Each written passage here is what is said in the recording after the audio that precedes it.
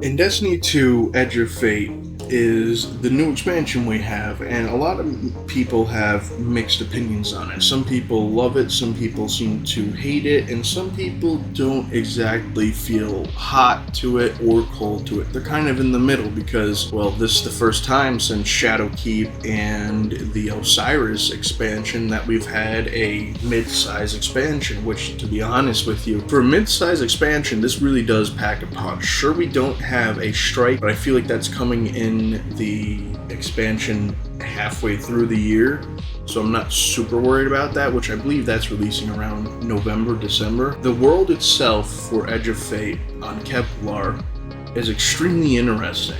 It is something they haven't done before, and with the fact that they revamped the whole entirety of the stats system, making it feel like an actual MMO, so every stat matters, besides health. I think we all know that besides health. Health hasn't mattered. I'm not sure if it's glitched. I'm not sure what the situation is with the health stat in Edge of Fate, but absolutely do not spend any of your points into it if you're watching this today, because you will notice absolutely no difference. Now, tomorrow could be a different situation. I could be completely wrong in the sandbox tomorrow. This is how Bungie works. Things change. It's just the way of the road. But overall, most people, if you're a Titan, you're probably looking at a melee super and some sort of weapon kind of build. If you're a Warlock, you're probably looking at especially if you're running Starfire, you're looking at a weapon super kind of build. And possibly even a mix of grenade as a third choice. Something like 200 weapon, 200 super if possible, but if not, mix and match the stats and have a little bit of grenade in there and try and get everything away as much as possible from health as possible. But overall, I will say this has been a nice expansion in general. Just story-wise itself, Lodi is a solid character. And yes, I will say it doesn't feel extremely rewarding to play through the campaign because everyone that was expecting 200 armor at the end of it, and we didn't exactly get the exotic drop right at the end. You had to do a few extra steps. You still got it. You got to do a few extra steps, but if we're being honest, the only exotic I've noticed was the Hunter Beyblades. That one was the only one that seemed good. The Thor hammer for Titans kind of seemed like a gimmick, and I didn't even try the new Warlock gauntlets because it didn't seem like it actually packed any sort of punch. Helion doesn't seem to be working truly at its full potential at the moment anyway, because they might have done some sort of secret nerf to it, unless they did a full nerf and they had it in the patch notes and I just didn't see it, but there's some sort of secret nerf to it to where it's just not hitting quite as hard. Even with those gloves on, it's still fairly weak. Speaker's Mask got hit so hard that it's almost impossible to use it. You get like 3 or 4 health bubbles from it, and that seems to be about it. Most people are saying it's about a 70% nerf to Speaker's Mask itself, but we do have Starfires back. So it's a new mix and match, and it's a new world for us. I'm sure in the future they'll do something to Speaker's Mask as well, just to boost it up once again. But currently in the sandbox we have, even though we have plenty of things that are going wrong, such as the enemies don't seem to be taking full damage. We'll get into that here in a little bit though. The overall expansion has not been bad whatsoever. Lodi is an amazing character, like I said before, and he seems to be, if I pick this up right from finishing the campaign, the direct emissary for number 3, which number 3 would represent Earth, because the 9 represent every single one of our planets and our sun, which is honestly pretty badass. I would have never guessed that's the situation we were going into. Maybe some other people already knew that, and that's okay, I just didn't catch on, but this expansion truly showed me that, maybe we can't have the 9 actually being destroyed, but it brings up bigger questions, such as, what happens when you combine the 9, like number 3 said? Is Lodi going to become the actual 9 himself? Is he going to stay an emissary? Is he going to stay walking as a human, or is he going to become into the dark matter realm where the 9 are currently at? And is Maya going to just try and split them up once again once Lodi is actually able to do this? Now, in my opinion, I think we have a long time before we find out how to fully combine every single member of the 9. We're probably going to lose a few more members before we actually fully combine what we have left. So in my opinion, we're probably going to actually only be able to save maybe 5 out of all of the 9, and so there's going to be 4 that either team up with Maya and or are destroyed with Maya. That's the future. This is a perfect setup currently to have a new 10-year, 5-year, whatever the saga is, versus in Destiny 1, I don't know if you guys remember the original saga with that. The only thing I really remember from it is I don't have any time to. I have such little time to explain. I can't even tell you why I can't explain. And then the Exo Stranger disappears, and then she comes back in Europa. That's literally what I remember all from the Destiny 1 OG saga when it first started. This is the perfect base. Bungie has created the perfect base for this campaign. It's not a house of cards. It is a house of bricks, and the first layer has extra concrete on it just to make sure it ain't moving anywhere. So in my opinion, the campaign storytelling has been chef's kiss delicious to it, okay? You cannot go wrong with what that campaign has brought us, and I'm glad that the Bungie developers have made such an excellent campaign, because I was a little afraid at first, like most of you guys are who's watching this video, of is this campaign going to be good, or is it going to be absolutely dumpster fire? And I know a lot of people, because if you look at the DLC pre-orders and you look at what the current game was on day 1 versus what it was last year on day 1, there was about a 200,000 person difference on Steam alone for how many people were actually playing it, which in my opinion is probably why they did 2 separate expansions. A lot of people left after the final shape and probably weren't planning on coming back, but after they see what the hell the Edge of Fate looks like, they might not be able to just wait until Renegades and might come back now to be able to get ready for Renegades in the future. Now, we already know that the main raid is done, but there's going to be a dungeon in the future, and the campaign so far has been nothing but excellent. And from the small little dialogue things, it seems that we might just be going to Old Chicago next, which seems to be exactly what a lot of people want. Now, I'm glad that this is the situation with the campaign, because I was wondering back in episode Echoes what the hell they were going to use Maya for, or the conductor for, whatever you want to call her. And it's very obvious now, she is the Witness 2.0, which is what I suspected then, but like I said, I didn't know how the hell she was supposed to be used as the Witness 2.0, and it's very obvious now. She's going to use the 9 to force everyone and everything into the golden age of the past by moving it forward or moving it backwards. One or the other is how that's going to work. But this has been a very interesting campaign so far. I finished it on one character. I don't know if I'll do it on my other characters quite yet until I really have the new raid down. Then I'll sit down and actually grind it out on my new characters. But I will say there are absolutely low points to this campaign as well. Absolutely low points. And the massive low point is you seem to go to the same locations numerous times to defeat a few bosses. Now, in my opinion, I don't care too much about that. I just like blasting bosses. I don't care about seeing a brand new location every time I go to find and destroy a new boss. To me, it kind of reminds me of a larger version of the moon. If you look at the moon, there's not too much to that, but it's still at the same time dense. The map is small, but it is dense. Kepler is actually like more of a medium size, but it's still dense. My only and main complaint about it is, why was Matter Spark ever on a timer? It shouldn't have been on a timer the entirety of the campaign, to be quite honest with you, because it made things a lot bigger of a pain in the ass than it should, especially with the final boss. I feel like you kind of mastered what Matter Spark is, so you didn't really need to be on a timer. You should have been able to roam free around that arena to be able to jump through those magical hoops and absolutely Matter Spark shockwave, you know, feeling like Tony Stark's throwing an EMP out those little floating eyeballs that I always forget the name of. But overall, campaign, wonderful. Matter Spark, I do appreciate how they're trying to create a new reality where we don't have to use sparrows every single time, and they're trying to give us different flavors to see what it is. But Matter Spark, overall, it's neat, but it was used too much in the campaign. There's way too many holes in the wall that you had to randomly find and hope and pray that that's the right and proper hole. I did like how it wasn't linear though. It definitely felt like it extended the campaign, and you kind of did whatever you wanted to do in the campaign that was necessary, instead of just go here, go here, go here, go here. Instead it was, hey, you decide where to go. There's a few missions with this, and after you did the few missions, it's like, all right, well, that's the only one left. Go ahead and do it.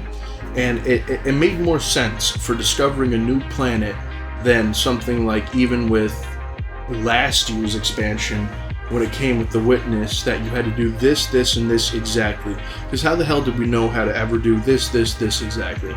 Now, I'm not going to complain about that. You know, I don't mind that structure. It works. It's not bad at all. But overall, this new campaign structure is definitely the better way to go, and I feel like it would be way better to go and continue with that in the future for Destiny franchises. Now, if you don't agree with me, go ahead and leave a comment down below and tell me what you think of it. Of course, I'm willing to listen. I'll read the comment and all of that.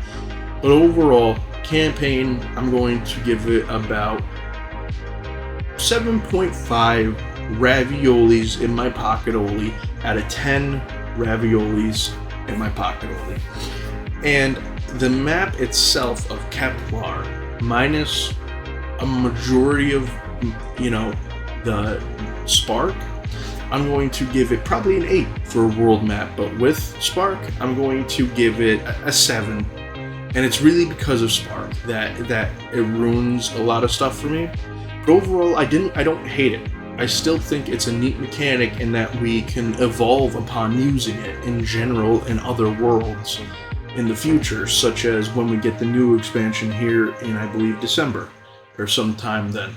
I think we could definitely use Matter Spark in a situation like that. It's just, it feels raw, it feels new, and there needs to be some reworking to it slightly to make it just perfect. And overall, Ikora Rey, I just want to say, for Savathun not being the voice actor, she killed it. She did an absolutely amazing job of Ikora Rey, and of course I still heard Savathun, but to be honest, if they decided to ever get rid of the original voice actor for Ikora, I would accept it. I would accept Savathun's voice actor to do both Savathun and Ikora. I think it'd be funny having and hearing the same voices talking to each other and arguing with each other, because it's like, well, you're arguing with yourself, you know what I mean? And it's only a matter of time until Savathun becomes a problem for us again. Same with the Hive God of War, Xivu Arath, but it feels like it's kind of not anytime soon. They seem to want to kind of rebuild and come back at a later date. But overall, killer job. And they're currently revoicing Ikora with the original actor again, which is dope. And all I want to say, it's about damn time they replace the voice actors if they don't want to work.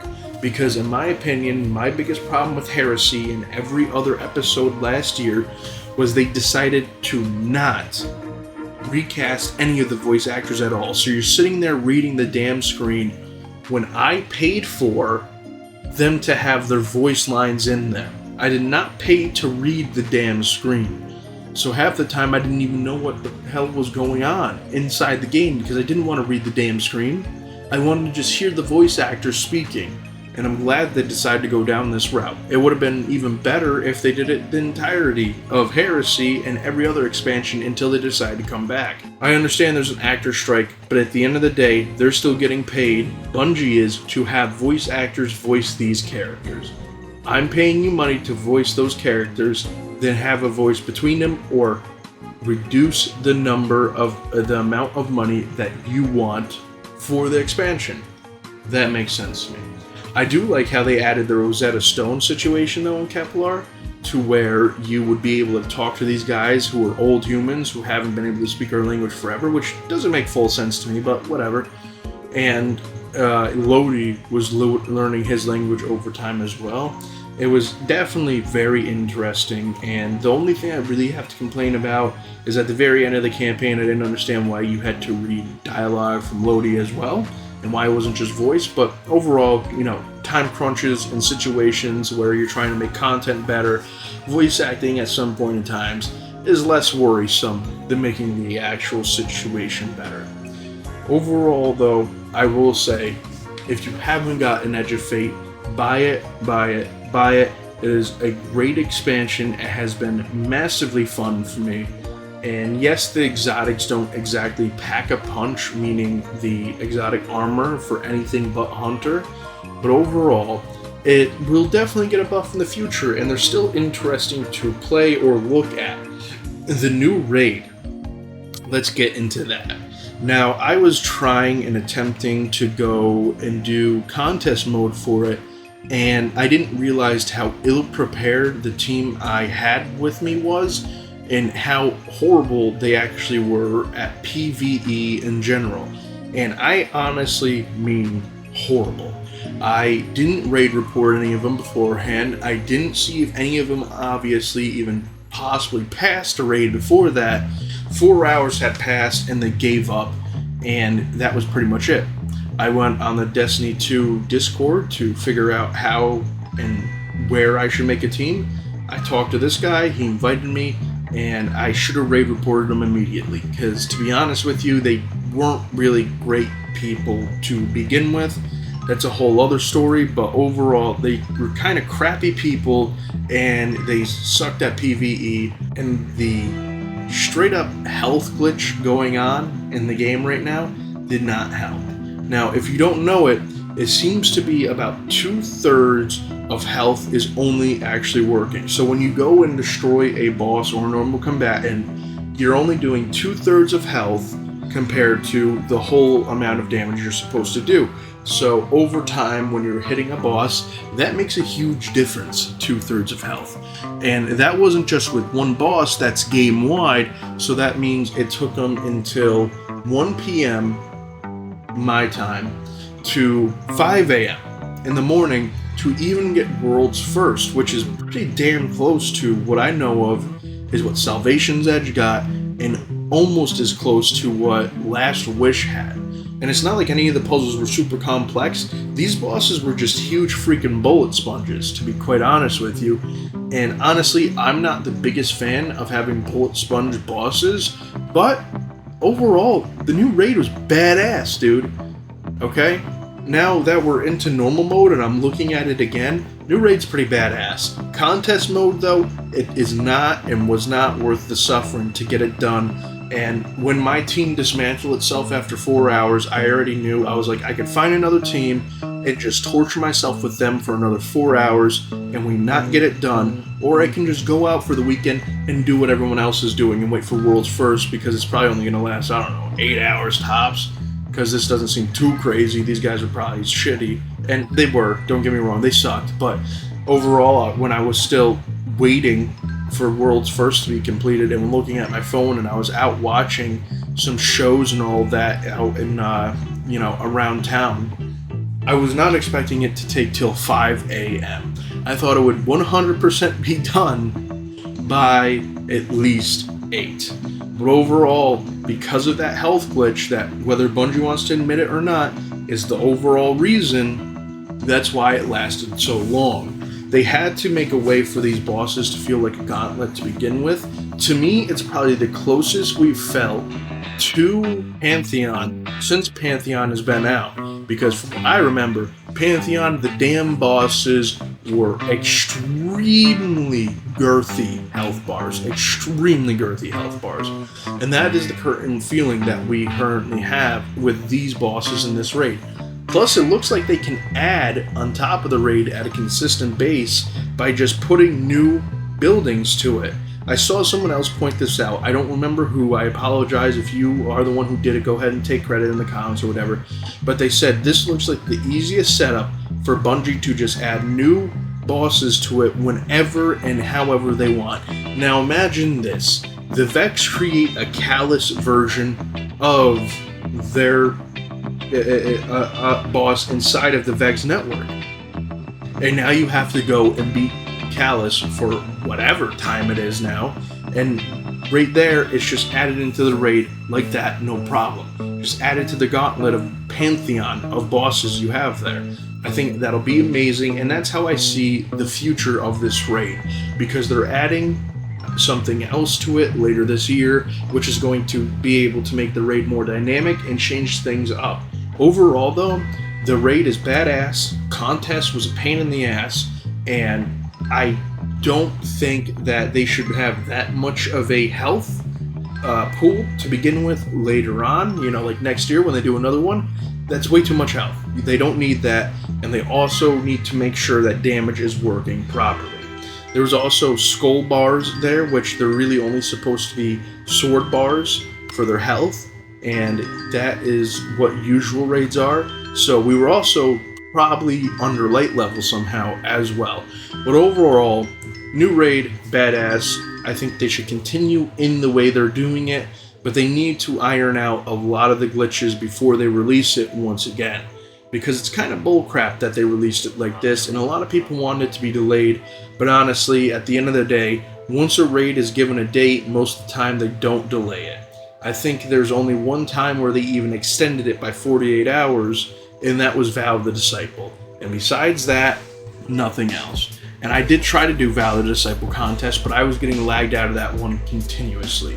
And I will say I'd probably rather deal with a damage glitch not working properly for everyone that only does 2/3 damage than consistently being in the middle of a damage phase on, I don't know, Caretaker or anything like that, and then all of a sudden you just get weaseled out of the, or bambooed out of the game completely.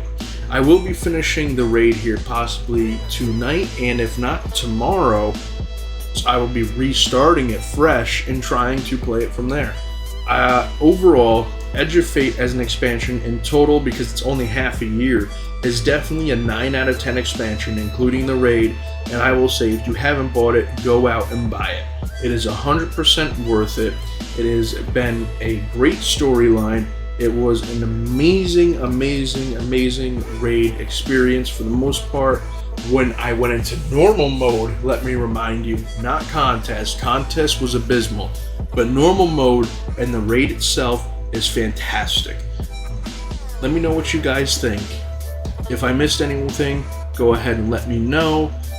If you guys didn't know, the scout rifle glitch is still working and absolutely blitzes the bosses inside the raid. I want to talk about Encore real quick, actually. The fact that they removed that halfway because it was too much loot. I think that was BS on Bungie's end. They should have just kept it in, but everyone knows Bungie. If you're getting too much loot, they're going to take it away from you just like they did the Loot Cave. Once again, though, I do like that you're able to add boons and change the difficulty. That is another huge factor. So eventually you'll be able to create your own Grandmaster Nightfall without having to worry about these other things going against you. So what are they called? Be able to pretty much create your own challenge. I can never think of it off the top of my head, but you'll be able to create your own challenge the exact way you want it, your fire team wants it, and get pretty much guaranteed decent loot once you hit about, I think it's about 180 or 280, something like that. But overall, Encore, yes, it's shitty that they took it away, but the fact that you can change the difficulty of the level that you're doing whenever you want, amazing idea, and I can't wait to go through the epic or fable version of the campaign, or mythic, whatever it is, the super hard version, to go ahead and give that a try. Now, y'all have a great day, night, or evening. Take care.